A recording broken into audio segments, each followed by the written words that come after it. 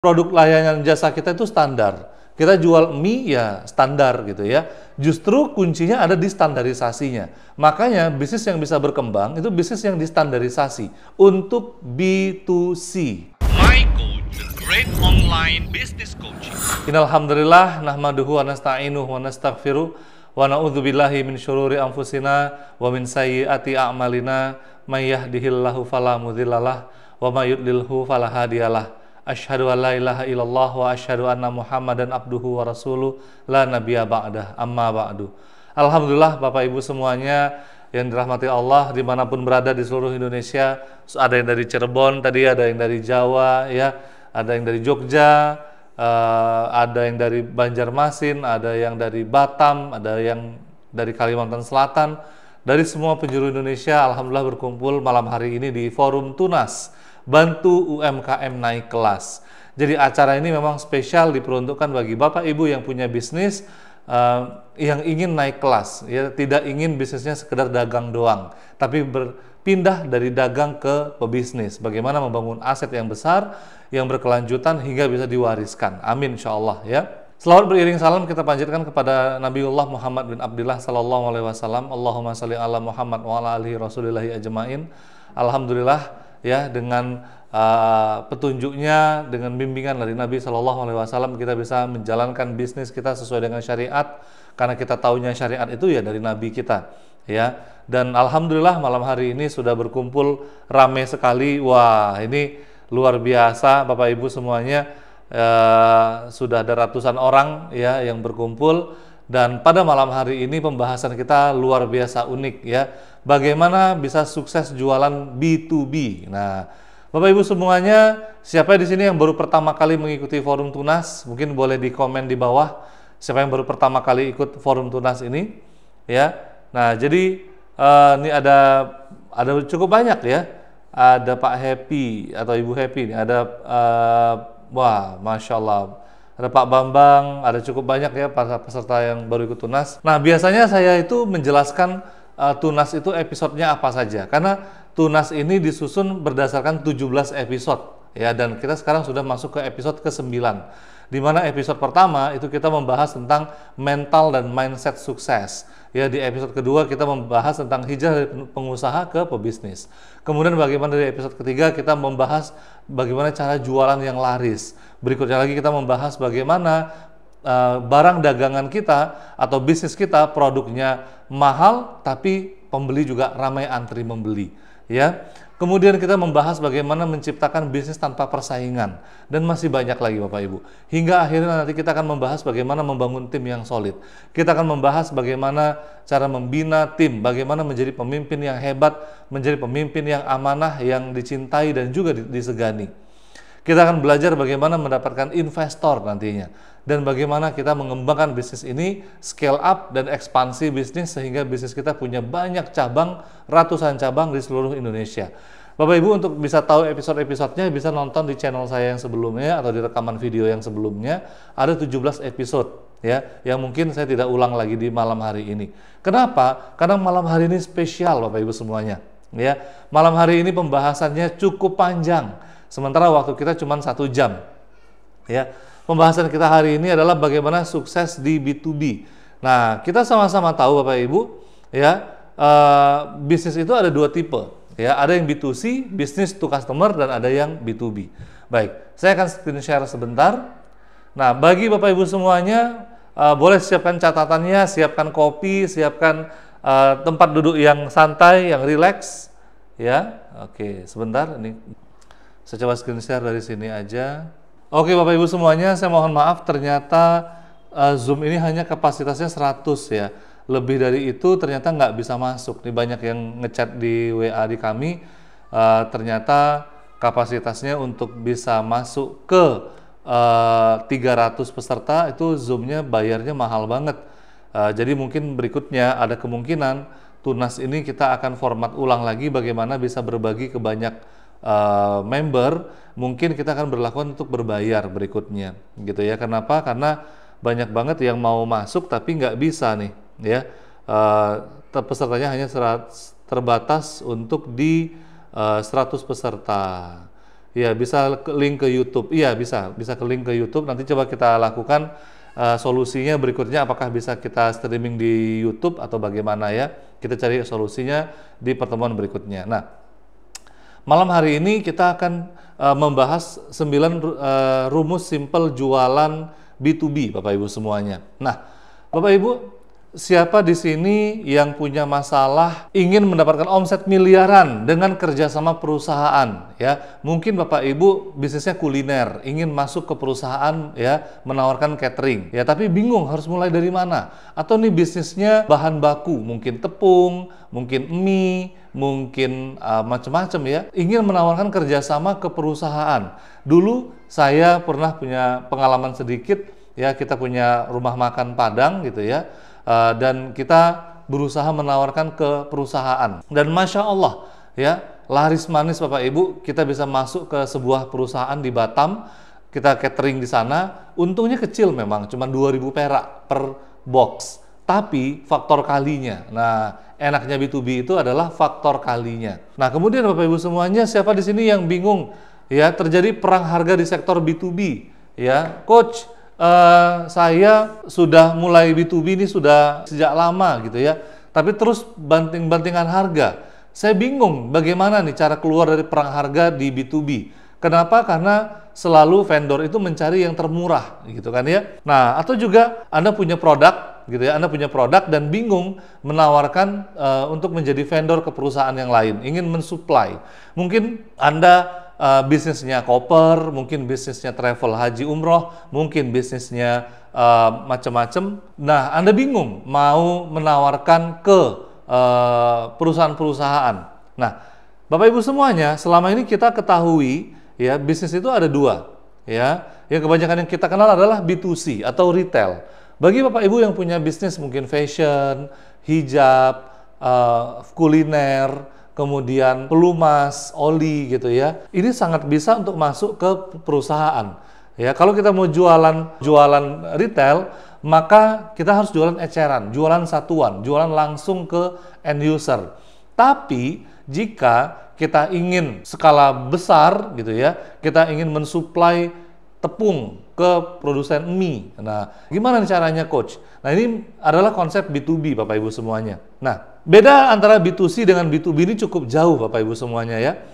Di B2C ya, bentuk dan produk layanan jasa kita itu standar. Kita jual mie ya standar gitu ya. Justru kuncinya ada di standarisasinya. Makanya bisnis yang bisa berkembang itu bisnis yang distandarisasi untuk B2C ya. Jadi SOP, kemudian standar produk dan segala macam itu di B2C. SOP di B2B ada nggak Coach? Ada juga, tapi produk dan layanannya tidak bisa standar, tapi harus custom, mengikuti jenis partner atau mitra yang bekerja sama dengan kita. Kemudian Bapak Ibu semuanya, pihak penjual yang terlibat kalau untuk di B2C itu tergantung salesperson-nya ya, paling 1-2 orang. Tapi kalau di B2B itu ada timnya. Nanti kita akan bahas bagaimana di B2B itu penjualannya lebih kompleks, lebih panjang. Pihak yang terlibat dalam pembelian B2C itu biasanya cuma 1-2 orang. Sementara kalau di B2B itu berjenjang. Mulai dari ada namanya gatekeeper atau lini depan gitu ya. Mungkin sekretarisnya, mungkin satpam. Nanti dari satpam nanti kita ketemu lagi PIC-nya. Dari PIC-nya itu kita ketemu lagi dengan yang bagian pengambilan keputusan. Dari yang pengambilan keputusan dibahas lagi bersama timnya gitu ya. Dan panjang prosesnya.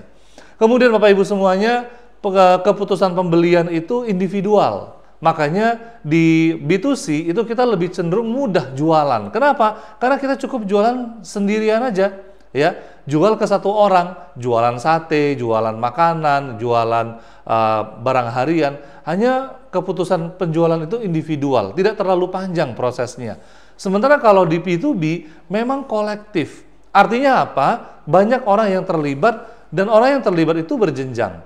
Kemudian hubungan penjual dan pembeli, kalau di B2C itu hubungannya jangka pendek, ya, hubungannya jangka pendek. Sementara kalau di B2B hubungannya jangka panjang. Nah, Bapak Ibu semuanya, di B2C ukuran loyalitas konsumen kalau di B2C itu referral, sementara di B2B itu partnership. Maksudnya partnership gimana Coach? Kalau kita sudah lama, kita sudah bermitra cukup lama dengan mereka, dengan vendor kita, ini cenderung akan jangka panjang gitu ya. Mereka tidak akan berpindah ke lain hati lagi. Nah, itu kelebihannya dari B2B.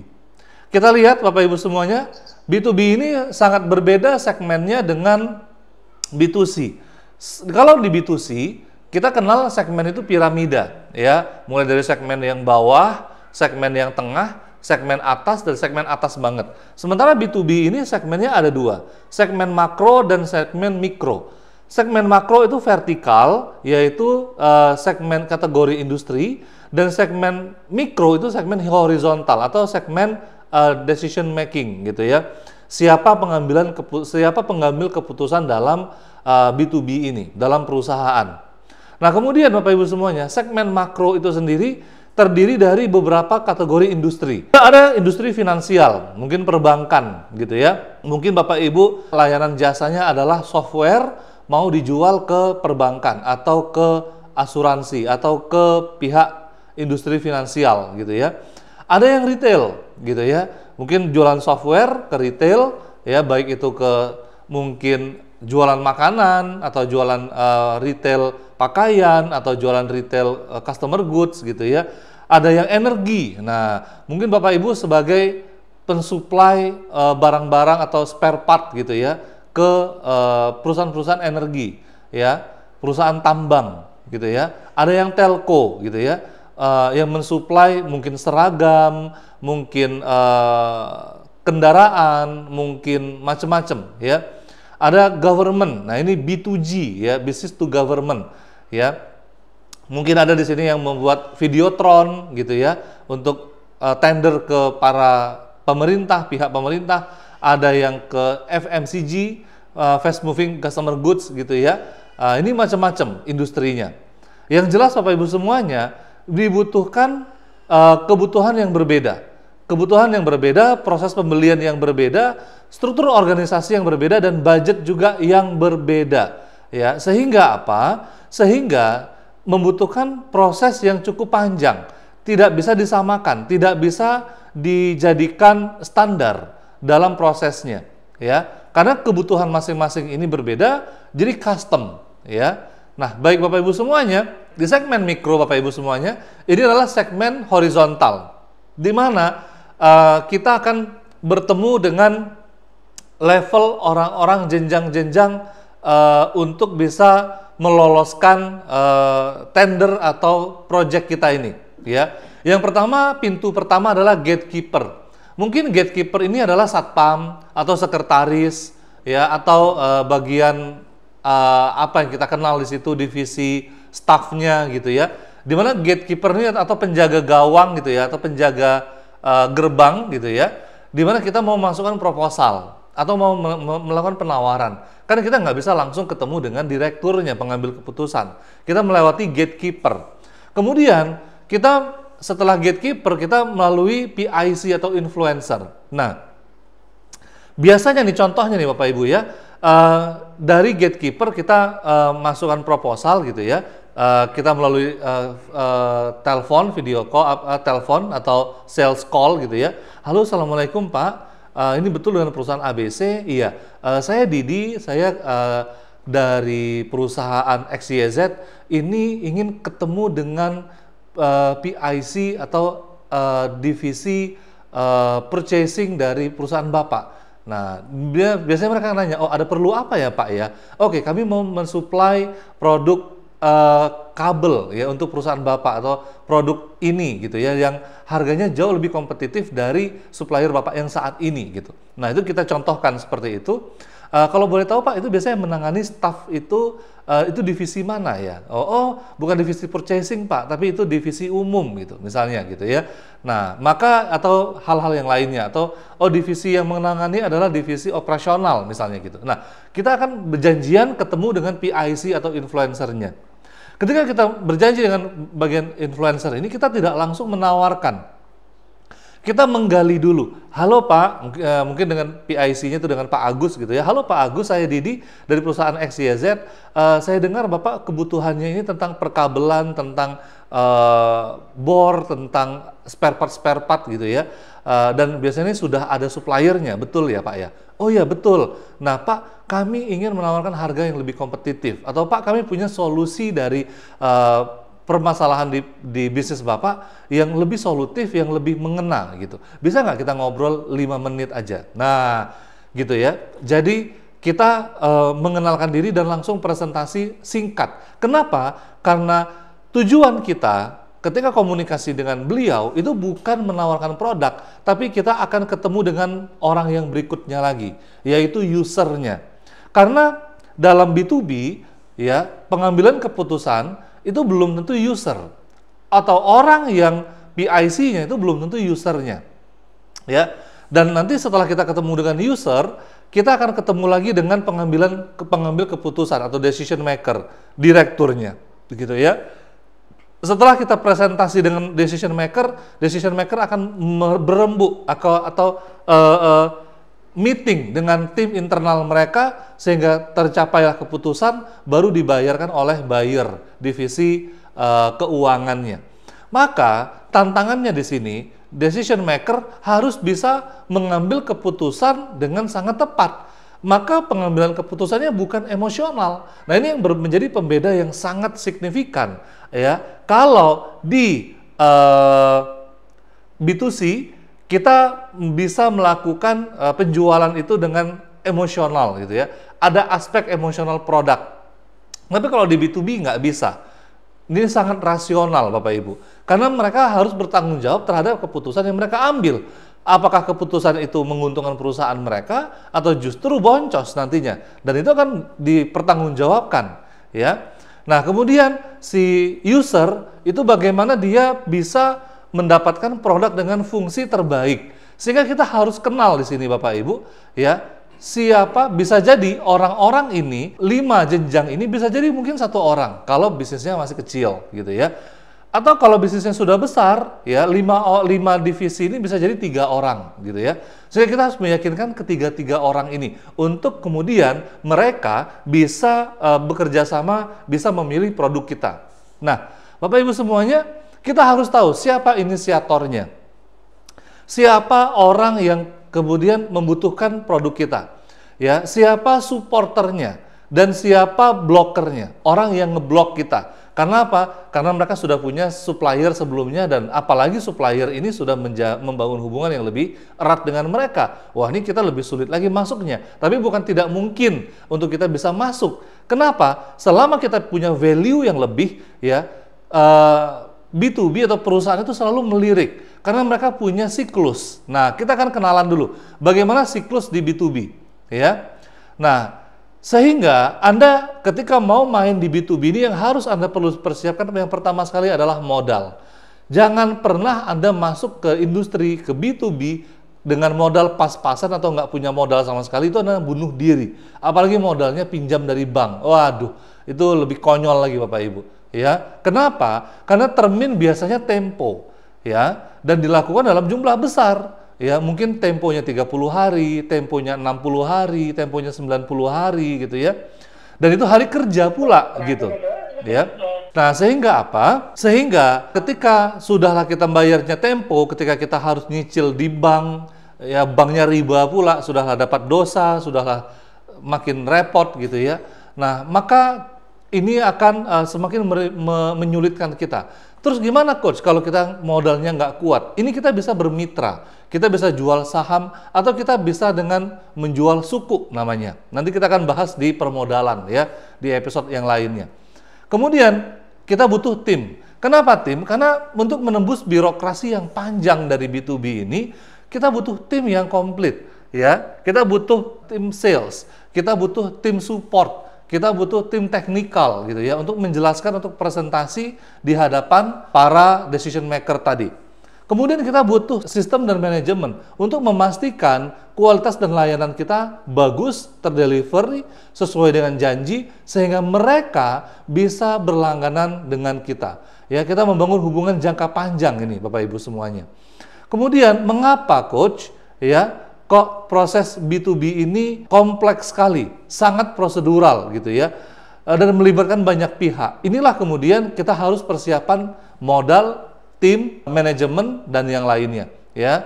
Pengambilan keputusannya sangat teknikal dan rasional. Ya, prosesnya panjang dan memiliki siklus yang tertentu. Nah, kita akan bahas bagaimana siklusnya, ya. Dan juga ini seimbang dengan keuntungan yang didapat, Bapak Ibu. Ya, margin keuntungannya sangat besar untuk di B2B ini. Ya, tapi termin pembayarannya juga luar biasa, ya. Nah, dan produk dan layanan yang kita berikan itu tidak perintilan. Tidak seperti kita sales B2C yang perintilannya banyak, yang jualannya recehan gitu. Kita harus ngumpulin recehan, enggak ya. Ini sekali jual partai besar gitu ya. Nah, baik Bapak Ibu semuanya, ya, proses pembelian B2B ini langkah pertamanya para perusahaan itu akan mendefinisikan kebutuhan dan permintaan. Mereka akan meeting gitulah ya, meeting internal. Ini apa sih yang kita butuhkan di awal untuk mencapai goals di 2025 misalnya gitu ya. Nah, setelah mereka meeting mendefinisikan kebutuhan, mereka mencari dan memilah supplier yang potensial. Setelah mencari dan memilah supplier yang potensial, mereka melakukan evaluasi terhadap proposal yang masuk. Dengan kemudian supplier masukkan proposal tuh, masukkan penawaran.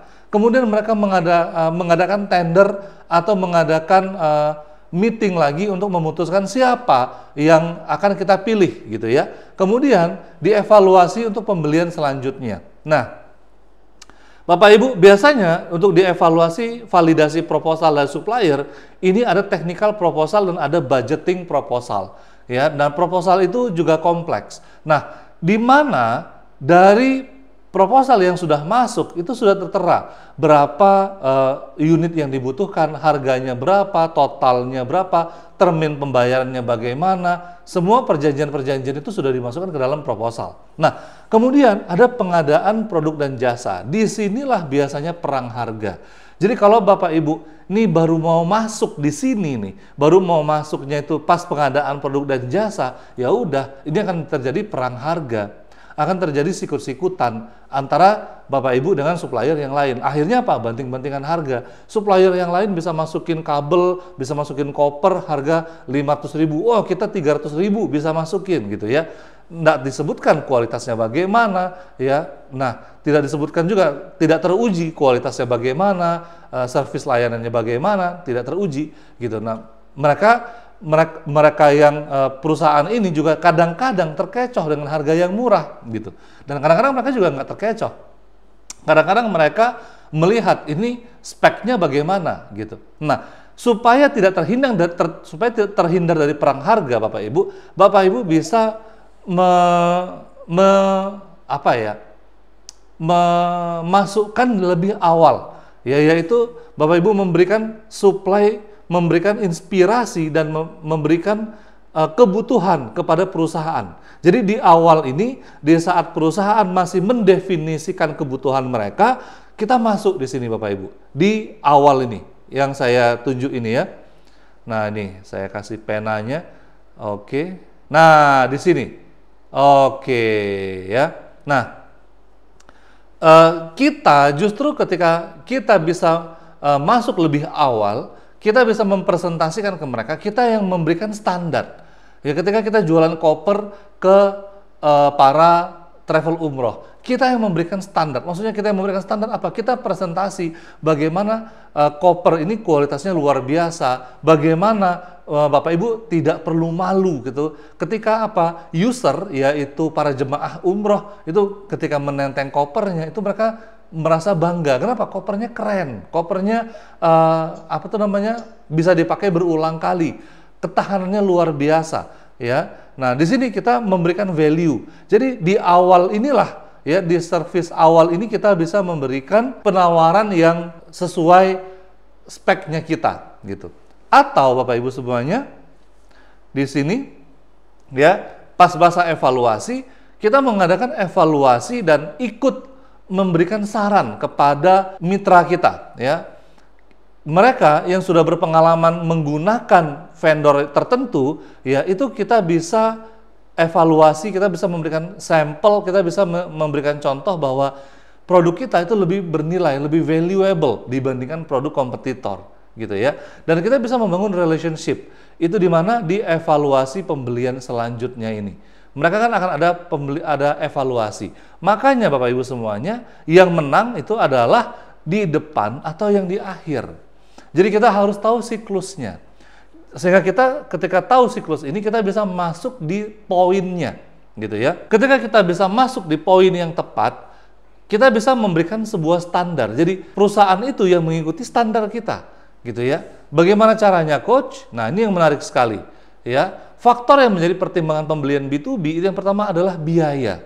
Nah, bagaimana kita ketika mempresentasikan biaya itu betul-betul harganya apakah sudah include semuanya atau ada harga yang terpisah. Jadi kalau nanti dapat servis lagi itu bayarnya terpisah lagi, gitu ya. Kalau ada layanan tambahan lagi maka biayanya berbeda lagi. Nah, ini biasanya perusahaan-perusahaan banyak yang terkecoh, gitu ya. Banyak yang mereka asal mau main murah, tapi ketika mau minta tambahan lagi, ternyata bayar lagi. Nah, kita bisa masuk, kita bisa nyelip di sana, kita bisa menawarkan harga yang all in, Bapak Ibu. Dengan penawaran harga yang all in tadi, ya, perusahaan-perusahaan tadi merasa lebih aman, lebih secure. Ya, oh ini saya tidak dimain-mainkan. Ya, kalau yang supplier yang lama harganya murah, tapi nanti ada rentetan charge-charge yang lain, gitu kan ya. Nah, kemudian faktor pertimbangan yang lain adalah kompetensi. Maksudnya adalah kita sebagai penyalur, sebagai perusahaan yang mensuplai kebutuhan ke perusahaan mitra, kita memang bisa menepati janji.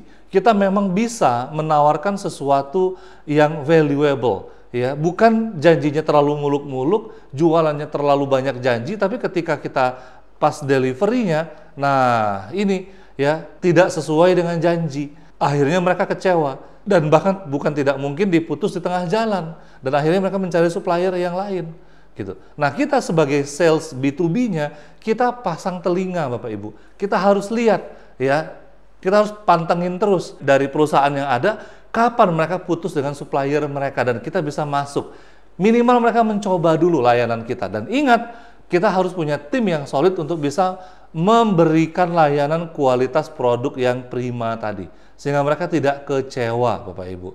Selanjutnya, ya, faktor pertimbangan yang lain adalah track record. Nah, ini dia penting untuk kita punya portofolio, gitu ya. Nama baik dan nama besar. Sehingga proses branding di B2B ini sangat berbeda dengan B2C. Kalau di B2C, brandingnya kita, itu mungkin kita bisa pasang iklan, kita bisa buat merek kita ada di mana-mana. Tapi kalau B2B, karena skopnya kecil, ya, ini rekomendasi atau kepuasan konsumen itu sangat berpengaruh dengan brandingnya kita. Ya, jadi ketika kita bermitra dengan si perusahaan ini, ya, rekomendasi dari mereka, ya, kemudian apa itu namanya, sebuah referensi itu akan menjadi sangat-sangat berpengaruh, ya. Sehingga Bapak Ibu semuanya, track record ini kalau bisa kita punya portofolio yang cukup banyak gitu. Nah, mungkin di awal kita belum mendapatkan keuntungan yang besar, kita masih mencari nama baik dulu. Seiring nama baik, maka nama besar ini akan muncul, gitu ya. Ketika nama besar sudah muncul, kita bisa menguasai pasar, maka kita bisa menentukan harga sendiri. Maka perusahaan ini justru akan mengikuti kita, gitu ya. Nah, kita lanjut lagi Bapak Ibu semuanya. Kuncinya dari B2C, ya, kalau kita jualan retail adalah solving problem. Kita ini mau menyelesaikan masalah orang apa sih? Oh, orang ingin makan cepat saji. Kita berikan solusinya, makanannya enak, cepat saji, sehingga mereka nyaman dan ujung-ujungnya mereka mereferensikan ke temannya. Mereka bawa keluarganya. Tapi kalau di B2B, kuncinya adalah trust. Semakin orang itu trust dengan kita, semakin kita akan menjadi mitra mereka dalam jangka panjang. Nah, Bapak Ibu semuanya, B2B relationship, bagaimana kita membangun trust? Ini saya ambil dari David Meister, ya, bagaimana membangun trust, ada rumusnya. Ya, rumusnya adalah trustworthy, ya, trust itu adalah credibility, ya, ditambahkan dengan reliability, ditambahkan dengan intimacy, dibagi dengan self orientation. Maksudnya apa? Trust itu muncul dari kredibilitas kita, dari expertnya kita. Makanya penting di company profile kita menuliskan bagaimana seberapa expert perusahaan ini melayani para klien-klien kita. Bagaimana reliability, bagaimana delivery kita, pelayanan kita kepada perusahaan-perusahaan. Ketika mereka komplain, maka bukan tidak sedikit mereka tidak mau memberikan referensi, tidak mau memberikan testimoni dan intimasi. Intimasi ini adalah bagaimana kita dekat dengan mereka.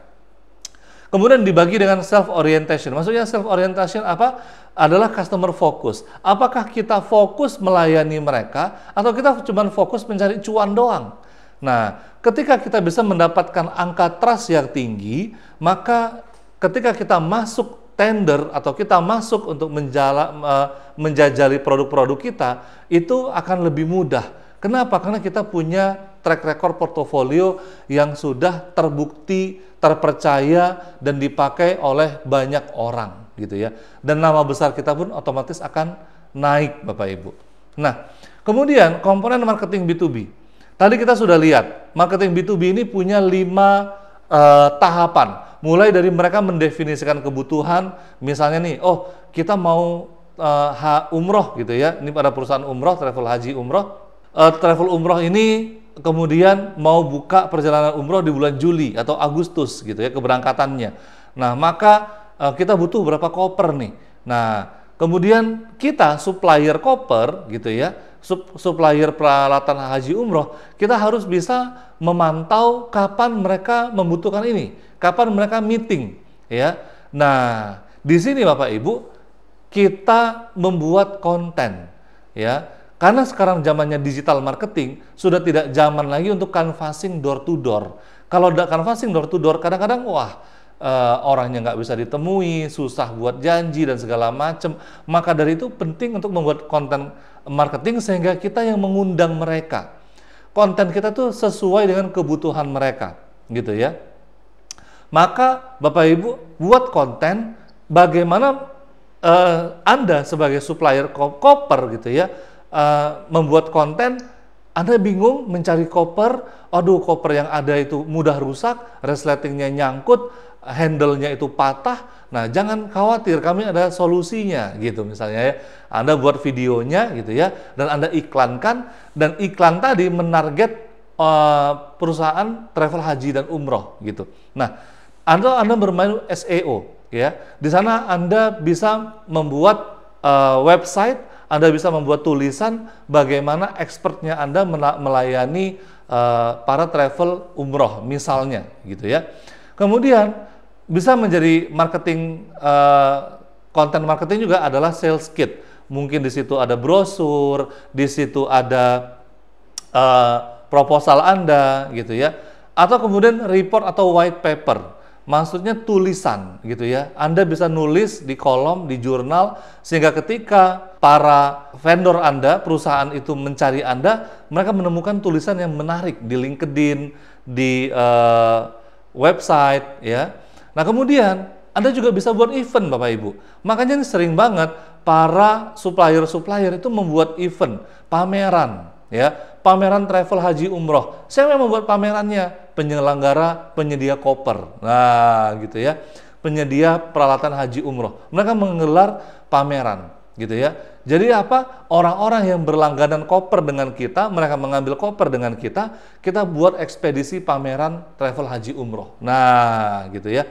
Atau nih buat Bapak Ibu yang bisnisnya mungkin Anda menjual spare part alat berat, spare part sepeda motor, spare part mobil gitu ya. Nah, Anda bisa juga membuat pameran gitu ya, pameran otomotif, pameran semisalnya gitu ya, customer gathering gitu ya. Anda bisa membuat customer gathering, Anda bisa mengundang para mitra Anda ya, orang-orang yang sudah menjadi konsumen Anda untuk gathering ya, untuk makan-makan ya, untuk membuat event bersama ya. Kemudian ada lagi seminar. Nah, seminar entrepreneur. Nah, Anda sebagai apa? Sebagai misalnya jualan buku gitu misalnya ya. Nah, atau Anda jualan apa? Ya, yang B2B ini contohnya Anda jualan baju seragam gitu ya, seragam untuk perusahaan, seragam untuk sekolah, seragam untuk apa, Anda bisa buat seminar yang mana ujung-ujungnya Anda jualan nantinya di situ ya. Nah, atau Anda bisa merapikan tempat jualan Anda ya, physical preference ya. Anda bisa merapikan showroom Anda membuat office, membuat training center, membuat workshop atau bengkel gitu ya. Yang mana ini membuat konsumen Anda yakin bahwa ini bukan perusahaan ecek-ecek. Kemudian ada client service team. Ada tim khusus yang menservis klien tadi. Misalnya ada perusahaan koper yang mensuplai ke travel haji umroh, ada account manager. Ya, account manager ini yang berhubungan dengan satu orang travel umroh tadi. Mereka kebutuhannya apa, mereka butuhnya kapan, mereka butuh spek yang seperti apa, ini disupport oleh tim Anda. Ada kemudian produk spesialis dan ada support team. Nah, inilah rentetan dari B2B, ya, business to business yang sebenarnya prosesnya ini cukup kompleks Bapak Ibu semuanya, ya, tidak seperti biasanya, ya, tidak seperti kita jualan retail, eceran. Bapak Ibu, ketika kita masuk ke B2B ini ya, sekali goal itu langsung gede gitu ya, maka omset akan langsung naik, ya. Tapi jangan dipikir omsetnya dulu, dipikir juga tahapan-tahapannya. Di balik untung yang besar, ada konsekuensi yang harus kita jalani. Nah, inilah pembahasan malam kita hari ini Bapak Ibu. Ya, sudah selesai. Ya, baik. Oke Bapak Ibu semuanya. Ya, mungkin begitu pembahasan saya tadi tentang B2B. Ya, silakan jika ada yang ingin bertanya atau ingin berdiskusi, kita buka forum di Tunas ini. Silakan Bapak Ibu semuanya. Nih ada 16 pertanyaan. Waduh, wah luar biasa ya. Coach, nanti PowerPoint-nya boleh di-share kan? Boleh insya Allah ya.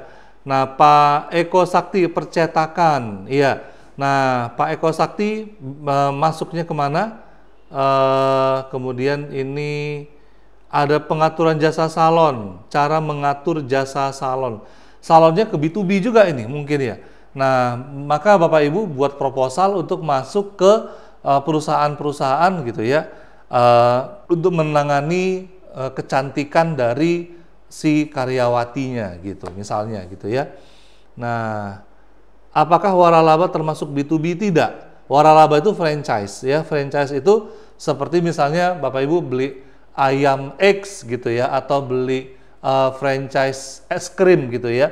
Nah, B2B-nya di mana? B2B-nya kita mencari mitra gitu ya, mencari mitra. Tapi ketika ini kadang-kadang banyak juga apa namanya franchise ini cuma ngakal-ngakalin gitu ya.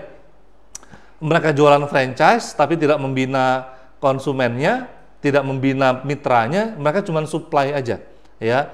Ya, modelnya memang begitu ya. Ini kalau kita lihat bagaimana banyak franchise di Indonesia yang tadinya hype ya, itu hancur hanya gara-gara apa? Mereka cuma sekedar mensuplai produk aja. Mereka tidak membina, tidak di-maintain bagaimana cara jualan, tidak dibina bagaimana cara mendapatkan omset, akhirnya turun dan akhirnya loss ya, banyak yang tutup gitu ya. Baik, ini mulai banyak pertanyaan dari Pak Eko. Percetakan bisa masuk ke area B2B kah Coach? Sangat bisa Bapak Ibu. Ya. Bapak Ibu, Pak Eko bisa masuk ke pemerintahan, terutama untuk percetakan buku anak sekolah gitu ya, percetakan buku untuk perusahaan-perusahaan gitu ya, bisa masuk ke para penulis gitu ya. Ini sangat bisa masuk untuk B2B Pak Eko gitu ya.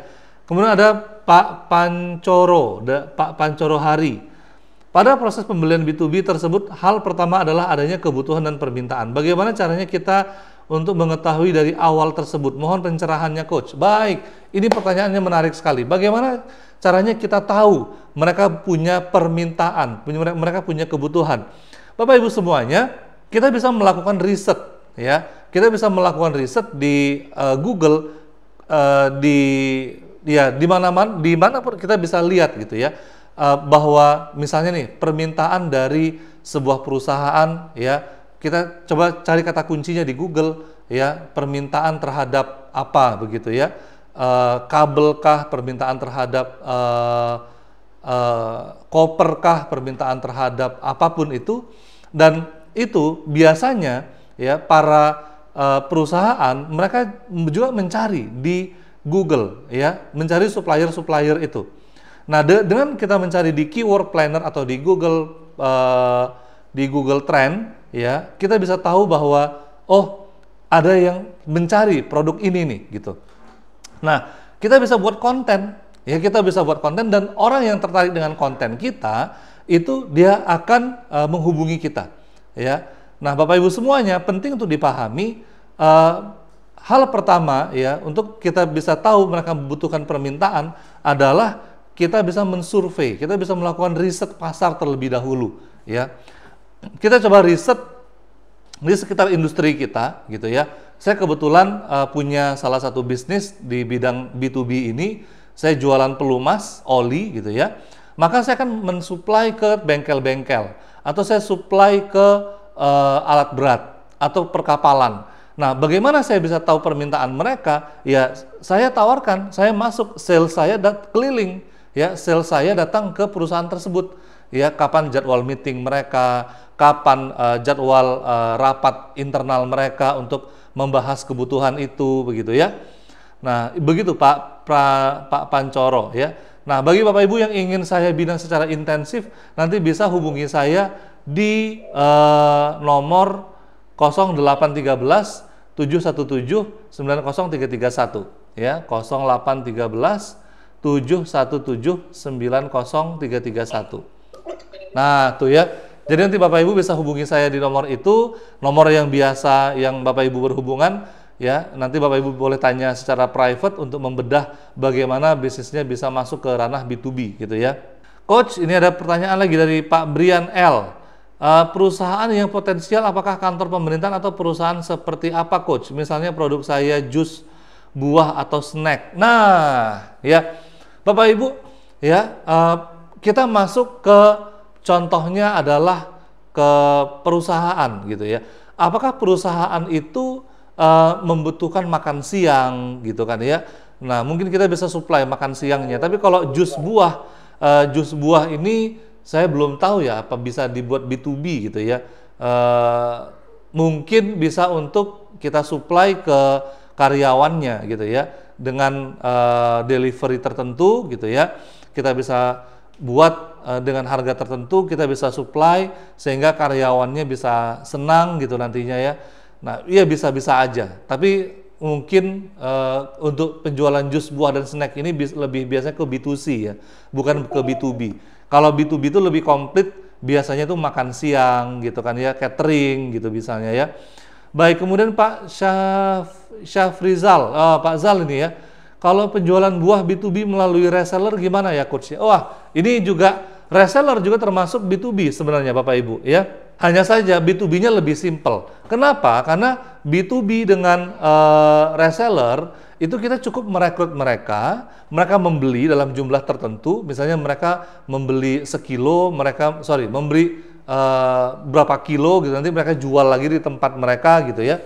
Nah, itu juga bentuknya B2B. Nah, kunci dari reseller ya adalah edukasi. Kita harus bisa mengedukasi reseller kita supaya mereka jago jualan. Kalau mereka jago jualan, maka produk kita juga lancar untuk dijualan ke mereka, betul kan ya? Nah, contohnya nih, Bapak Ibu reseller hijab, Bapak Ibu produsen hijab, produsen atau jualan buah-buahan atau jualan baju, ingin membuat dengan sistem reseller atau dropshipper, ya. Nah, ini juga bentuknya dari B2B tapi lebih simple. Maka prosedurnya tidak perlu sepanjang itu. Ya, prosedurnya cukup Bapak Ibu meyakinkan mereka yang ingin jadi reseller untuk jualan produk Bapak Ibu dan diyakinkan ke mereka bahwa ini ada pembinaan, tidak cuma sekedar mereka beli dalam jumlah tertentu, misalnya beli baju sekian dus gitu ya, terus nantinya susah jualannya, enggak seperti itu ya. Maka dibantu.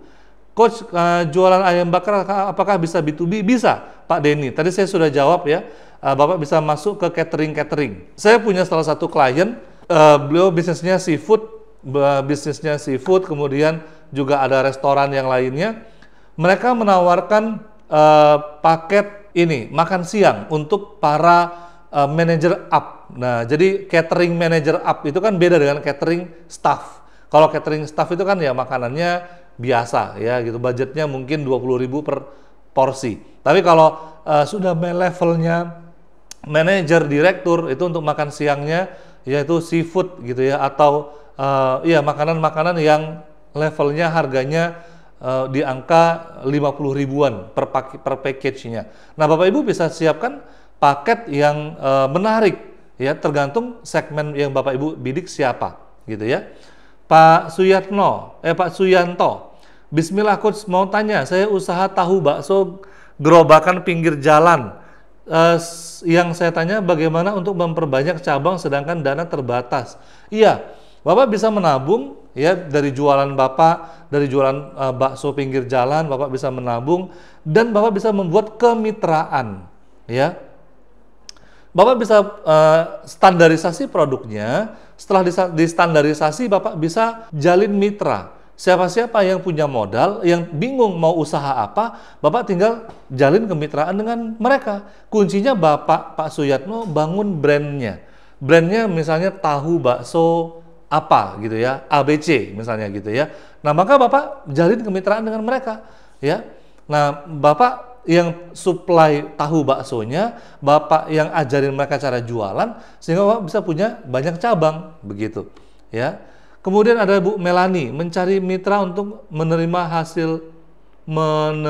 hasil budidaya kacang saca ici yang hasil minyaknya mengandung omega 369.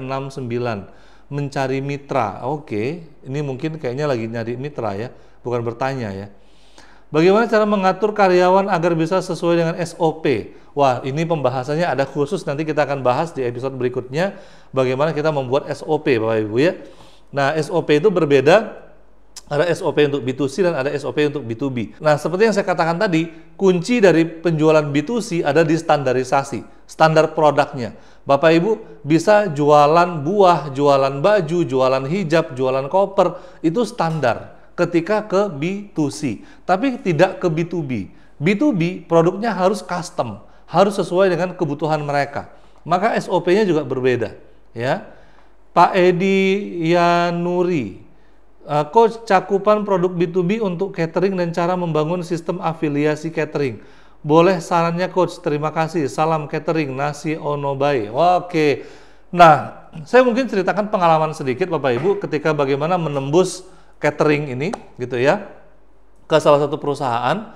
Biasanya itu kita cari dulu gatekeeper-nya siapa.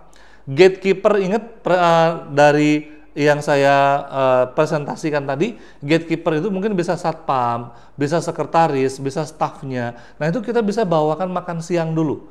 Bawakan makan siang ke mereka dan kita gali. Pak, di sini untuk catering ini yang ngambil keputusan siapa ya? Divisi umum kah, divisi HRD-nya kah, atau divisi apa? Nah, mereka akan ngomong, oh di sini nih sudah ada yang supply Bu untuk cateringnya. Oke, bisa nggak kami memberikan sampel dulu? Kalau memang suka, oke boleh lanjut dengan kami. Kalau nggak juga nggak apa-apa. Nah gitu ya. Terus kita kasih besoknya lagi.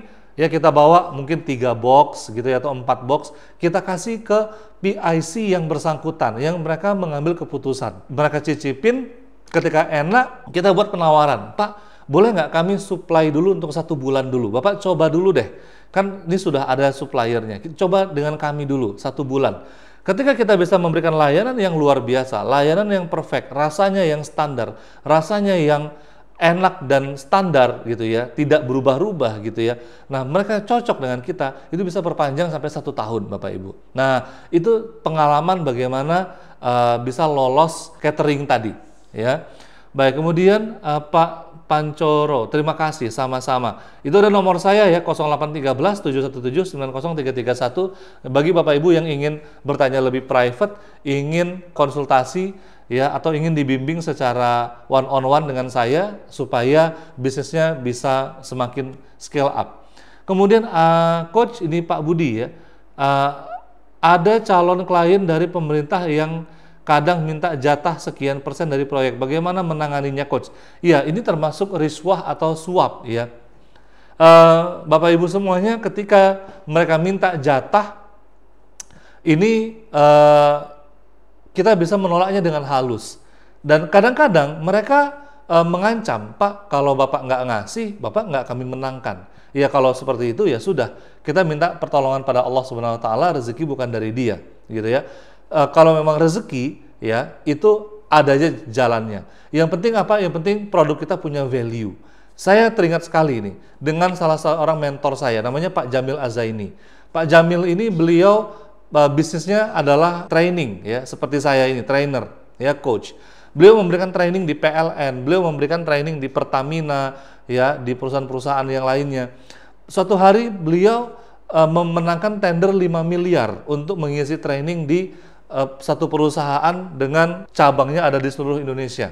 Nah, kemudian si staff ini minta jatah, Pak, kami minta dari 5 miliar ini kami minta jatah sekian. Pak Jamilnya, guru saya ini, beliau tidak mau. Ya, beliau bilang kalau memang tidak bisa ya udah. Nah, ternyata setelah si PIC tadi berembuk dengan bosnya, ternyata bosnya tetap pengen Pak Jamil yang mengisi training tadi. Akhirnya mereka mengalah, Pak, gini aja Pak, nanti kami buatkan kwitansi bla bla bla bla. Dari harga Bapak dapatnya 5 miliar, kami nanti terserah kami, begitu. Dia bilang begitu ya. Ya Pak Jamilnya itu terserah kalian. Bagaimana prosedurnya itu urusan kalian, yang penting saya terima kontraknya 5 miliar ya 5 miliar ya. Tidak ditambah, tidak dikurangin, tidak ada jatah ini itu. Dan deal, alhamdulillah. Ya, ini berhasil. Nah, inilah Bapak Ibu ketika memang rezeki untuk kita ya, Masya Allah Bapak Ibu ya. Nah, baik. Nah, ini nih yang ngeri ya, benar. Ketika kliennya pemerintahan yang kita udah sama-sama tahu, mereka minta jatah gitu ya. Terima kasih Coach sudah save nomornya. Baik Bu Puji. Coach, kalau produk saya supply ke supermarket bagaimana? Nah, supply ke supermarket, Bapak Ibu Ika ya. Kalau Bu Ika bisa memberikan sampel ke supermarket tadi. Bapak Ibu juga bisa cari siapa decision maker di supermarket tadi. Baik Bapak Ibu semuanya. Nah, Coach, ini kalau produk saya supply ke supermarket, apakah bisa? Bisa banget. Maka Bapak Ibu cukup mencari orang-orang yang ini ya, siapa decision makernya, siapa pengambil keputusannya dari supermarket tadi.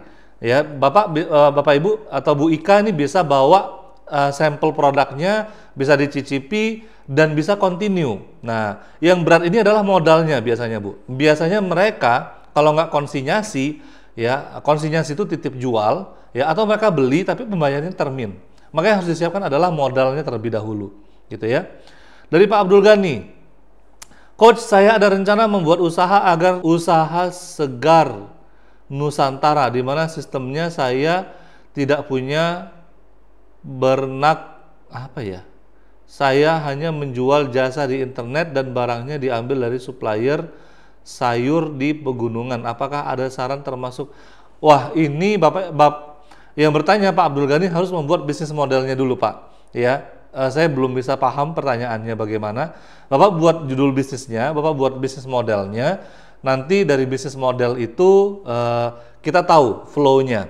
Flow itu alurnya. Ya, value kita apa, yang mau kita salurkan ini bagaimana, produk kita apa gitu ya, segmen kita siapa gitu.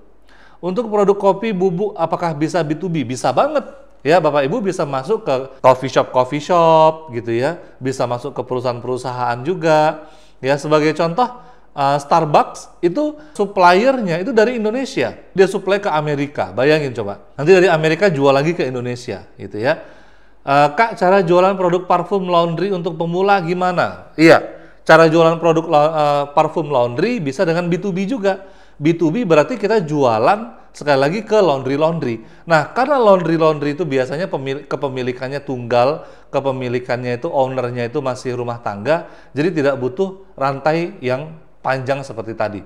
Cukup membuat konten di Instagram, konten di YouTube, konten di Google, nantinya kita bisa beriklan dan mereka bisa bertanya ke kita gitu ya. Seperti bagaimana Bapak Ibu tahu tentang produk kami ya, tentang tunas ini. Ini kan kami pasang di Instagram, kita buat iklan, Bapak Ibu tertarik, Bapak Ibu klik daftar. Nah, untuk yang parfum juga bisa begitu. Tapi juga parfum ini juga bisa dengan door to door. Kita datang ke laundry untuk menawarkan parfumnya, ya. Karena apa? Karena ini ada aspek fisiknya, Bapak Ibu, kan ya, ada aspek fisik, sehingga mereka butuh mencium dulu, melihat dulu parfumnya bagaimana, gitu ya, cocok atau tidak, gitu ya. Nah, begitu. Kemudian Pak Burhan, Coach, apa bisa dagangan ketoprak dibuat B2B? Ketoprak ya bisa aja, kita bisa supply ke perusahaan-perusahaan untuk sarapan pagi misalnya, gitu ya. Permisi Coach, izin minta strategi untuk penagihan dan pembayaran untuk mengatasi krisis likuidasi usaha. Iya, ini memang cukup pelik ya. Saya sendiri punya masalah juga dengan B2B ya. Saya punya salah satu bisnis itu, saya ingat banget, bisnis kita itu supply oli ke salah satu perusahaan bis di Pekanbaru. Nah, yang kita supply itu perusahaan besar, Bapak Ibu, PT. PT ini biasanya nggak pernah bermasalah ya. Ketika kita supply, dia minta mengundur pembayaran. Kita sih masih oke. Kenapa mengundur pembayarannya 10 hari? Lama-lama ngundur pembayarannya bisa sebulan. Lama-lama pengunduran pembayarannya bisa 2 bulan. Dan ternyata banyak supplier-supplier mereka yang tidak mereka bayar. Wah, ini akhirnya, ini pengelola saya, direkturnya, gitu ya, itu mengambil alih, kita sita produknya, kita sita barangnya mereka. Kebetulan mereka punya bis, kita sita bisnya, gitu ya. Tentunya nilai kontrak kita nggak seberapa dibandingkan dengan harga bisnya mereka, gitu ya. Nah, kita sita bisnya, saya masih ingat banget, itu bis kalau dijual bisa 500 juta, sementara nilai kontrak kita sama mereka itu cuma 300 jutaan. Akhirnya alhamdulillah, dengan izin Allah, mereka bayar, mereka bisa cicil pembayaran kita, ya 300 juta itu, dan kita kembalikan aset mereka. Nah, memang itu tantangannya di B2B adalah pembayaran memang. Itu mungkin saran dari saya, Pak Ahmad, ya. Jadi strateginya untuk penagihan pembayaran yang mandek bisa dengan menyita asetnya mereka, gitu ya. Itu jadi jaminan, gitu ya. Itu pengalaman saya sih. Pak Syarifuddin, ya. Pak Syarifuddin, Coach, bagaimana kita bisa mempertahankan customer kita yang customer kita tidak akan berpaling karena kenaikan harga dari produk kafe, karena kenaikan beans coffee menjadi beberapa kafe. Oke, berarti yang ditanya ini adalah bagaimana kita mempertahankan pelanggan. Mempertahankan pelanggan ada banyak, Pak Syarifuddin, ya. Bisa dengan customer relationship program, ya. Kita membangun hubungan dengan mereka, ya. Kita bisa membuat promo-promo, kita bisa membangun kedekatan dengan mereka, dan nanti tanpa sadar itu harganya bisa kita naikkan sedikit demi sedikit, ya, karena memang ada kenaikan dari supplier. Nah, pertanyaannya, Bapak punya database tidak? Kalau Bapak tidak punya database, ini yang kacau. Ketika Bapak naikkan, Bapak nggak tahu konsumen Bapak tetap bertahan atau keluar, gitu. Kalau Bapak punya database, Bapak bisa mengolah mereka, ya, dan Bapak bisa membuat program loyalty, ya, mungkin diskon di awal, tapi berikutnya naik, gitu, ya. Atau ada value yang ditambahkan, ya. Mungkin dengan harga sekian dibanding dengan produk yang lain, dibanding dengan ada roti, dengan ada yang lainnya, begitu ya. Dan ketika mau menaikkan harga, itu kita ada momennya, ya. Kita bisa buat momen, misalnya hari ulang tahun dari apa, begitu ya, atau hari besar apa, gitu ya. Nah, kita buat promo. Nah, promo hari kemerdekaan, ya, harganya naik nih, besok naik harganya, satu cup kopi dari yang 25.000 jadi 35.000, tapi khusus hari ini diskon 10%, gitu. Jadi mereka tahu, oh, ini mau naik nih, gitu ya, dan ada diskon 10%, mereka buru, gitu ya, mereka serbu, gitu. Nah, ketika mereka sudah mencicipi kopinya Bapak, mereka bisa loyal. Apalagi kalau Bapak mengambil segmen menengah atas yang mereka tidak sensitif terhadap harga, ini nggak masalah, Bapak Ibu, ini nggak masalah, ya. Gulai kambing bisa B2B nggak, Coach? Wah, bisa banget, Bapak Ibu, bisa masuk ke hotel, bisa masuk ke macem-macem, ya, ke restoran, ya. Coach, saya ada usaha tambang pasir, cor, dan kerikil. Gimana pengembangan masuk B2B? Wah, gampang banget. Ini Bapak bisa masuk ke perumahan-perumahan, ke developer-developer, ke kontraktor-kontraktor, gitu ya. Itu bisa banget, ya. Terima kasih, Coach, ilmunya. Ya, sama-sama. Pak Jamil Azaini pernah ikut training yang di IPB tahun 2005, Coach. Masya Allah, inspiratif sekali. Ya, betul banget, Pak Ilham. Ya, Pak Jamil Azaini beliau di Kubik Leadership ya. Kemudian Pak Eko, sudah menjadi rahasia umum saya pernah supply ATK ke sekolah, sekolah pun seperti itu ya. Mungkin maksudnya sekolah itu minta jatah ya. Iya Bapak Ibu, itu sudah jadi rahasia umum ya. Jadi kalau saya sih, saya biasanya menghindari yang seperti itu dengan cara apa? Dengan cara mencari leads potensial yang lain, mencari calon-calon pembeli yang lain ya. Biasanya swasta lebih tidak neko-neko daripada yang government. Government atau pemerintahan ini memang di negara kita itu ya Masya Allah ya. Kita doakan lah ya, mudah-mudahan korupsi dan kolusi nepotisme ini bisa hilang di negara kita. Amin ya. Amin ya rabbal alamin. Pak Suprapto ingin bertanya, Coach izin tanya ya. Pak Suprapto, bagaimana mempersingkat proses sales circle dari penawaran hingga closing pada bisnis B2B dan B2G? Nah, caranya Bapak Ibu, ini pertanyaannya smart banget nih Pak Suprapto. Caranya itu adalah dengan membangun hubungan. Maka sales kita ya, pastikan sales kita itu bisa membangun hubungan dari gatekeeper, PIC sampai ke decision maker sampai ke buyer, itu bisa mereka membangun hubungan yang erat. Karena kuncinya di trust tadi. Ketika sudah trust, ya itu biasanya langsung ke direktur, langsung ke decision maker, gitu, ya. Yang PIC-nya, yang usernya, mereka udah merasa nyaman aja, ya. Maka pastikan sales kita, tim sales kita, itu punya skill membangun relationship yang bagus, Bapak Ibu, ya. Dengan membangun relationship skill yang bagus tadi, ya, kita bisa langsung bypass ke atasannya, ke CEO-nya. Sehingga ketika kita bisa bypass, sales circle itu tadi bisa lebih singkat Bapak Ibu. Ya. Itu dari saya Pak Suprapto. Ya, kemudian Pak Fajar. Assalamualaikum Coach. Saya ada 2 pertanyaan. Wis, Masya Allah, ini luar biasa nih Pak Fajar ya. 1, apakah B2B khusus ada tim marketing khusus untuk bisa dilakukan sendiri? Karena saya belum memiliki tim sales marketing khusus untuk menangani semua hal marketing. Iya betul. Jadi ada tim khusus. Makanya tadi ada AO, account manager. Ada tim khusus sales yang khusus membangun kemitraan dengan orang-orang yang tadi kita bahas tadi. Ya, ada gatekeeper, ada user, ada PIC, ada decision maker, gitu ya. Mereka membangun hubungan dengan orang-orang itu sehingga nantinya bisa lebih mudah jualannya, gitu ya. Nah, kemudian bagaimana cara melatih mental kita ketika memulai usaha B2B? Kadang sudah down duluan mental kita, Coach. Terima kasih, sehat selalu untuk Coach. Amin ya rabbal alamin. Salam Pak Fajar. Amin ya rabbal alamin Bapak Ibu ya. Ini kayaknya Pak Fajar bisnisnya mix max chicken ya. Mungkin ini jualan ayam kekinian kali ya, mungkin ya Pak Fajar ya. Pak Fajar, bagaimana cara melatih mental kita ya? Memang untuk memulai B2B ini tidak mudah Bapak Ibu, karena dibutuhkan modal yang lumayan besar, karena pembayarannya per termin. Nah, yang bisa kita lakukan, kita coba sedikit dulu Bapak Ibu, coba sedikit dulu.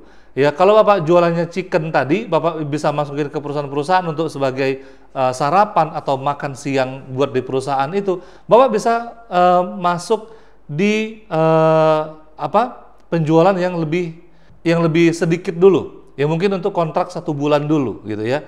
Ketika 1 bulan mereka pembayarannya lancar, oke kita lanjut lagi. Mungkin 3 bulan gitu ya. Lancar, lanjut lagi 3 bulan, lanjut lagi 1 tahun, begitu dan seterusnya. Ya, memang tidak mudah Bapak Ibu ya. Bagaimana melatihnya? Ya kita harus yakinkan diri kita untuk memang sanggup bermain di sana gitu ya. Kita harus hitung modal kita, kapasitas kita untuk bisa bermain, karena prosesnya ini jangka panjang. Ya, prosesnya ini maraton. Ya, Pak Ermanto, Coach rencananya mau bikin brand minuman es teler, bagaimana cara buat brandingnya? Wah, ini pembahasannya di episode berikutnya lagi untuk branding ya. Dan ada Pak Subiakto yang itu pakar branding, yang memang spesialisasi niche-nya itu di branding, atau Pak Dodi Zulkifli ya, yang juga spesialisasinya di branding. Kalau saya mungkin tidak spesialisasinya di sana. Saya pribadi spesialisasinya ada di sistemasi bisnis dan sales ya. Baik, kemudian mohon diulang nomor HP-nya Coach. Oke, nah ini Pak Dinianto sudah menjawab ya, 0813 717 90331. Terima kasih Pak. Oke, ini Bu Ika. Maaf Coach, tadi Coach menawarkan jasa apa ya? Bagaimana sistemnya? Oke, maksud saya tadi jasanya saya bisa membantu Bu Ika atau Bapak Ibu semuanya untuk berbisnis lebih smooth lagi, lebih cepat lagi dengan pembinaan one on one. Ya, dengan layanan coaching, ya, coaching one on one. Nah, baik. Kemudian syafakallah coach, iya makasih banyak Pak Syaifuddin ya.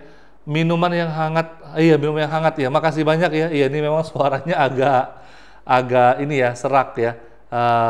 Masya Allah, semoga berkah ilmunya. Amin. Pak Surya terima kasih banyak. Ini dari Pak Eka ya, Pak Eka atau Bu Eka nih. Assalamualaikum, maaf coach, mau bertanya, saya jualan ayam crispy, untuk menaikkan brandingnya gimana? Baik, branding itu tentang persepsi. Ya, sekali lagi saya bukan pakarnya branding, nanti Bapak Ibu bisa tanya ke coach yang memang spesialis di branding, tapi branding itu tentang persepsi. Bagaimana kita membangun persepsi ayam crispy kita itu ada lebihnya di mana gitu. Unique sellingnya di mana? Apakah uniknya di sausnya? Apakah uniknya di bumbunya? Apakah keunikannya di kemasannya? Atau keunikannya di penyajiannya, cara makannya? Ada di mana? Jadi kunci dari branding itu adalah positioning. Kita memposisikan diri di pasar itu seperti apa? Ya, itu dari saya, Bu Eka. Ya, jadi Bu Eka harus punya unique selling dulu. Apa keunikan ayam crispy-nya Ibu dibandingkan dengan yang lainnya, gitu ya? Baik Pak Zulfikar, Assalamualaikum coach, mau tanya, mana yang lebih diutamakan kalau berbisnis pemula, memperbanyak penjualan atau membangun brand dulu? Oke, Masya Allah. Ya, coach untuk pemula, saran saya jago jualan dulu, banyakin omset dulu, baru branding. Tapi kalau Bapak Ibu ingin branding, baiknya dari awal itu positioning dulu. Jadi kita tidak banting-bantingan harga di pasaran, gitu ya. Caranya gimana coach untuk bangun positioning dulu? Ya, positioning itu adalah keunikan kita di pasar tadi, seperti pertanyaan Bu Eka, keunikan ayam crispy-nya apa, gitu. Kalau Bapak tadi jualannya, ini nggak disebutkan jualannya Pak Zulfikar ya, misalnya jualannya koper. Maka Bapak, keunikan koper Bapak dibandingkan yang lain apa? Oh, koper saya terbuat dari bahan yang tidak mudah pecah, coach, gitu ya. Oke, positioningnya apa? Positioningnya ini untuk traveling jangka panjang, coach. Atau kopernya ini bisa printing, bisa custom, coach, gitu ya. Positioning itulah yang kemudian menjadi basic kita dalam jualan, ya. Tapi memang yang paling dasar dari semua bisnis adalah jualan. Jadi perbesar omset dulu baru kita branding. Kemudian Pak Saifuddin ya, izin bertanya Pak, iya apa yang dimaksud dengan positioning? Apakah positioning itu bisa dilakukan pada orang yang memiliki bisnis 6? Iya, mau bisnis yang 10 juga nggak masalah ya. Positioning itu adalah posisi kita di market. Contoh Bapak Ibu. Bapak Ibu membeli sampo, sampo itu kan ada masing-masing punya positioning. Ada sampo khusus anti ketombe. Itu kan posisinya di hati konsumen ketika konsumen mau membeli sampo, sampo ini anti ketombe. Ada sampo anti hair fall atau anti rontok gitu ya. Oh, berarti samponya ini positioningnya kalau aduh saya mengalami rambut rontok nih, oh cocoknya sampo yang ini gitu. Oh, sampo saya rambut saya ini kering nih, kusam. Oh, saya cocoknya sampo yang ini. Gitu juga dengan makanan, gitu juga dengan koper, gitu juga dengan hijab, gitu juga dengan baju, gitu juga dengan yang lainnya. Positioning kita itu apa? Kita itu menyelesaikan masalah dari celah yang mana? Itu yang dimaksud dengan positioning. Oke ya.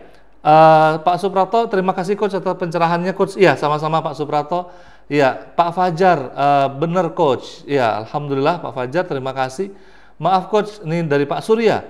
Kalau saya malam sering terima proposal dari calon supplier. Kalau saya malah sering terima proposal dari calon supplier. Dari saya ke manajer lalu ke purchasing biasanya. Oke, Pak Surya ini bisnisnya apa Pak? Berarti Bapak yang dicari oleh supplier gitu ya Pak Surya ya. Halo Pak Surya. Nah, bisnisnya apa dulu nih? Pak Lutfi. Maaf coach, izin bertanya, untuk meningkatkan penjualan buku bagaimana caranya? Caranya Bapak Ibu bisa promosi, bisa buat event, tadi saya udah bahas juga ya, event bedah buku, event webinar, event seminar, event webinar seperti ini cocok banget ketika Bapak Ibu mau jualan buku. Ya, angkat masalahnya, Bapak Ibu punya judul bukunya apa sih problem yang ingin diangkat, Bapak Ibu bisa bedah dan bisa jualan di sana, ya. Itu Pak Lutfi, ya. Kemudian Pak Ilham, ya. Bagus sistemnya seperti ini, Coach. Pertanyaan ditulis, lebih banyak pertanyaan dan studi kasus yang dijawab. Iya, benar gitu ya. Kalau langsung ngobrol itu mungkin kayaknya terbatas ya.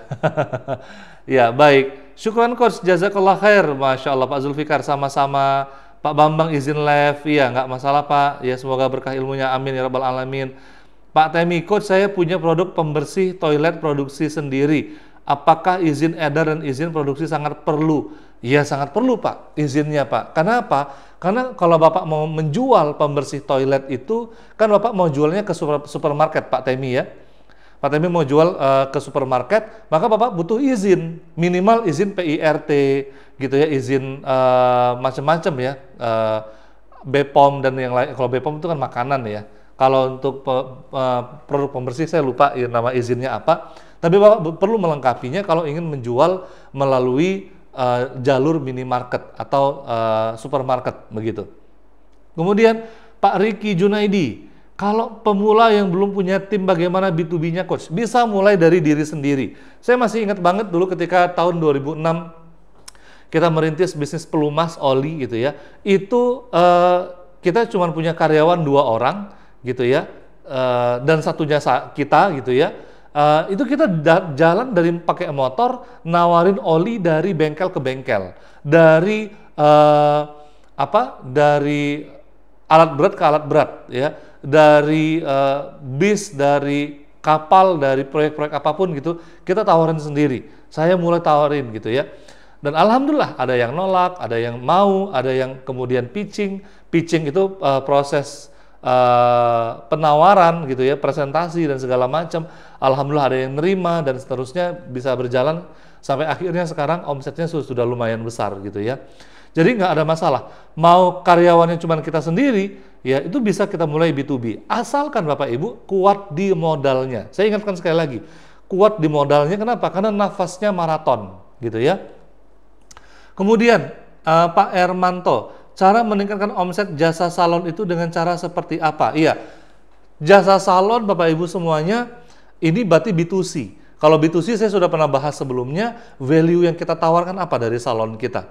Ya, nah kalau value-nya salonnya khusus muslimah, nah maka kita bisa buat konten di Instagram, di TikTok dengan konten yang menarik ya, bagaimana salon kita ini khusus muslimah, salon kita ini terpercaya gitu ya, dan kita bisa iklankan, kita bisa berikan promo, dan ingat kita harus save database, kita harus kelola database kita gitu ya.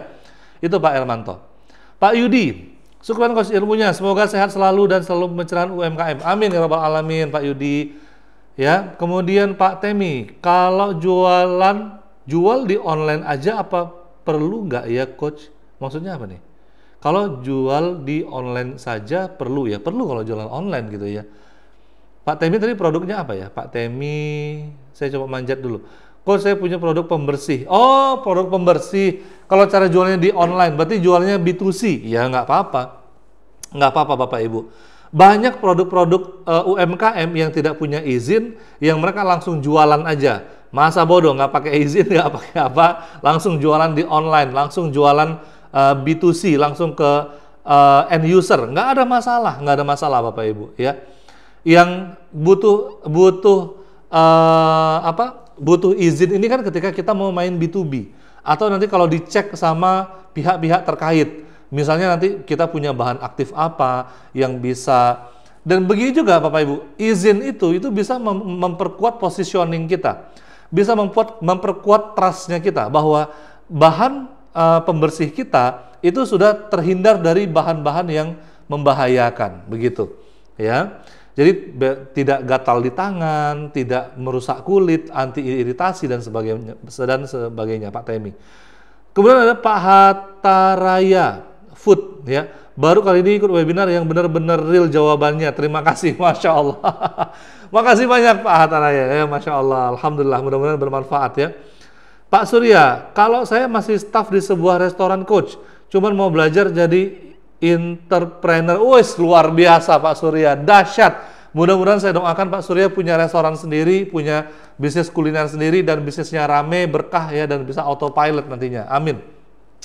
Pak Roni, Coach izin saya usaha di jasa training IT. Oh, jasa training IT. Oke. Saya sedang memfokuskan segmennya ke pembelajaran coding untuk anak-anak. Gimana cara agar bisnis laris? Waduh, ini cakep banget Bapak Ibu.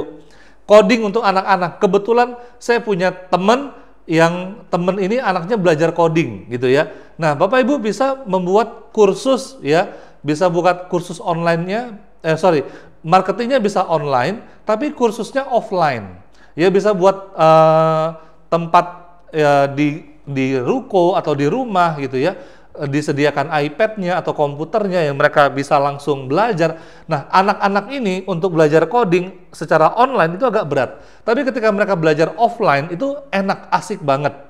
Anak saya sendiri itu belajar robotik. Kebetulan dia tidak begitu tertarik dengan coding, tapi temennya itu tertarik dengan coding. Dan ini Bapak Ibu bisa menggunakan dengan strategi konten kreator ya, di Instagram, di TikTok. Bapak bisa produksi konten, bisa diiklankan di sana, dan Bapak bisa membuat orang-orang ya interaksi gitu ya. Ini kan segmennya ada dua. Yang pertama yang membayar orang tuanya, yang menggunakan anaknya. Maka buat konten yang ramah orang tua. Konten yang ramah orang tua itu maksudnya bagaimana? Konten yang membuat orang tua itu berimajinasi, anak saya nantinya jadi seorang pengkoding nih, seorang programmer, seorang IT. Wah, jadi yang dijual adalah impian orang tuanya. Karena biasanya yang punya impian itu orang tuanya, anaknya mah ngikut-ngikut aja sebenarnya gitu ya. Gitu Pak, ya. Nah, kemudian Pak Kalore, saya punya bisnis teh, tapi teh sehat, yaitu teh telur. Bagaimana ya meyakinkan pembeli karena mindset mereka telur itu teh kelor ya, saya salah baca ini ya. Teh kelor itu sayuran. Wah, ini luar biasa. Pak Kelore ini punya teh sehat yaitu teh kelor. Nah, ini positioning, Pak. Ini yang namanya positioning. Dari tadi kan banyak yang nanya, Coach, positioning itu gimana? Teh itu kan biasanya dari daun teh. Nah, ini tehnya dari kelor. Nah, ini teh untuk kesehatan. Maka Bapak jangan jualan teh kelor, Bapak jualan teh untuk penyakit diabetes. Ya, contoh, teh kelor ini solusinya buat penyakit apa dulu nih Pak? Apakah untuk diabetes, apakah untuk jantung, apakah untuk asam urat, apakah untuk apa? Nah, ini Bapak bisa jualan langsung tembak ke permasalahannya. Ya, permasalahannya apa? Permasalahannya asam urat. Ya, teh yang bisa menangani asam urat, teh kelor. Nah, gitu. Jadi langsung ke solusinya. Jadi jangan berlama-lama dengan produknya, ya. Bangun image bahwa produk Bapak ini fokus dengan solusi di permasalahan yang dihadapi konsumen tadi. Aduh, Anda asam urat, Anda masih muda tapi asam urat, aduh nggak enak banget, asam urat itu kaki bengkak, nggak bisa jalan. Ini solusinya, teh kelor, bla bla bla bla bla bla. Minta izin Coach keluar sebentar ya, baik Pak Faisal. Ada Pak Ermanto, cara mengelola database yang benar gimana Coach? Database sudah tersimpan tapi bingung mulai dari mana. Baik, nanti kita bahas di sesi, ini sudah pernah saya bahas. Pak Ermanto nanti nonton di YouTube saya ya, di channelnya bagaimana cara menjual apapun gitu ya. Bagaimana cara bisa laris manis, itu sudah kita bahas cara mengelola database gitu ya. Dengan saling save WA, dengan pasang story, ya dengan kita ngeblast, tapi ngeblast dengan cara yang engagement gitu ya, tidak dengan cara yang kasar gitu ya, tidak dengan langsung hard selling gitu ya. Itu sudah saya bahas ya di webinar sebelumnya. Dari Bu Ida, kalau kami cuma bisnis retail apotik, gak ada produk yang bisa diunggulkan. Contoh positioningnya gimana? Oke, Bu, apotik itu masing-masing kan punya positioning yang berbeda-beda sebenarnya. Jadi bukan obatnya yang dipositioningkan, tapi apotiknya yang dipositioningkan. Nah, positioning itu sendiri ya, Ibu bisa buat apotik terlengkap gitu. Atau kalau nggak bisa jadi yang terlengkap, apotik yang selalu dekat di hati Anda. Contohnya apa? Ibu bisa memberikan layanan free ongkir untuk radius 3 kilo atau 5 kilo dari apoteknya Ibu. Ya, jadi positioningnya adalah apotek yang selalu dekat di hati Anda. Wah, gitu ya. Sehingga apa? Sehingga mereka yang ingin berbelanja ke Ibu bisa tawarkan, ini apotek kami memberikan layanan free ongkir loh, mau nggak? Yuk jadi member yuk. Nah, nanti ketika jadi member free ongkir. Nah, itu sudah jadi positioning Bu Ida, ya. Nah, jadi Bu Ida tidak perlu bingung positioning itu yang gimana gitu ya. Nah, itu positioning itu sebenarnya adalah bagaimana kita menemukan celah yang bisa kita berikan untuk permasalahan dari konsumen kita, gitu ya. Nah, Bu Dewi Mariam, saya punya usaha pengetikan B2B-nya bagaimana dan mempertahankannya bagaimana di tengah pengetikan sudah ketinggalan zaman. Pengetikan. Siapa bilang ketinggalan zaman, Ibu? Cuman channel promosinya yang berbeda. Kepengetikan itu di ranah perkantoran, di ranah mahasiswa itu masih gede banget permintaannya. Cuman di sini promosinya itu melalui online, melalui digital. Nah, Ibu buat konten, Ibu pasang iklan di Facebook, di Instagram, gitu ya, di WA, jasa pengetikan, gitu. Kan mereka kan malas gitu ya buat ngetik gitu ya. Nah, ini bisa dengan lebih simple gitu ya. Dengan Ibu buat iklan, ya, iklan di Instagram, siapa yang butuh jasa pengetikan, ya bisa hubungin Ibu. Ya, sekarang pengetikan jadi lebih simpel dan bla bla bla bla gitu ya. Di mahasiswa itu masih banyak banget ya kebutuhan itu. Di perkantoran juga. Pak Eko, amin ya rabbal alamin. Alhamdulillah. Baik. Dari Pak Abdul Aziz, mohon izin Pak bertanya, saya sebagai mahasiswa agar mental pengusaha terbentuk, mohon arahannya. Nah, sebagai Mas Abdul Aziz lah ya saya panggilnya, ini mahasiswa ya. Untuk bisa punya mental wirausaha, Mas harus jago jualan dulu. Coba cari reseller, cari produk. Mungkin ada di antara Bapak Ibu yang jualan produk di sini yang butuh reseller. Nah, Mas Abdul Aziz bisa daftar, ya, bisa daftar. Nantinya Mas Aziz gitu ya, Mas Aziz bisa belajar jualan. Jualan itu mengasah mental banget. Karena apa? Karena kita mengasah rasa malas kita. Kita melawan diri kita yang mungkin malu, yang mungkin nggak pedean gitu ya. Saya pribadi mengawali entrepreneur itu dari jualan juga. Dulu ketika masih mahasiswa saya MLM gitu ya. Saya jualan, dikatain jualan obat lah, dikatain apa, saya bodoh amat. Yang penting jadi duit gitu kan ya. Nah, alhamdulillah dari mental jualan itu saya ketemu banyak orang. Saya bisa mengenal karakter orang. Saya mental ditolak itu sudah lebih kuat. Mental ditolak itu saya udah santai aja gitu ya. Sampai akhirnya kita punya mental anti gagal gitu ya. Mental pantang menyerah itu dibentuk dari jualan. Jadi Mas Aziz fokus belajar jualan dulu. Jangan buat produk dulu. Kenapa? Karena ketika membuat produk, Mas Aziz akan terhukum, waduh ini harus buat produk, harus ini, harus itu gitu ya. Banyak banget nanti yang direpotkan. Mungkin begitu dari saya ya, Bapak Ibu. Sekian dari ini, sudah banyak yang live juga karena udah malam ya mungkin ya. Oke, izin live coach. Terima kasih ilmunya ya, terima kasih banyak, sama-sama Pak ya. Baik. Nah, mungkin banyak yang masih belum terjawab nih pertanyaannya karena sudah jam 21.05. Wah, nggak terasa udah jam 10. Ini rekor banget ya. Biasanya kita jam setengah 10, ini udah jam 10 ya. Nah, baik Bapak Ibu semuanya, alhamdulillah tanpa terasa sudah jam 10 kita bersama ya. Saya udah jawabin banyak pertanyaan, mudah-mudahan ini ada yang jadi study case buat Bapak Ibu, bisa menjadi pembelajaran juga dari pertanyaan-pertanyaan teman-temannya ya. Kemudian banyak solusi-solusi yang tadi sudah kita hadirkan. Nah, mudah-mudahan ini menjadi berkah dan alhamdulillah kita cukupkan pembahasan kita ya. Sekian dari saya, kita tutup dengan doa kafaratul majelis. Subhanakallahumma wa bihamdika asyhadu alla ilaha illa anta astaghfiruka wa atubu ilaik. Assalamualaikum warahmatullahi wabarakatuh.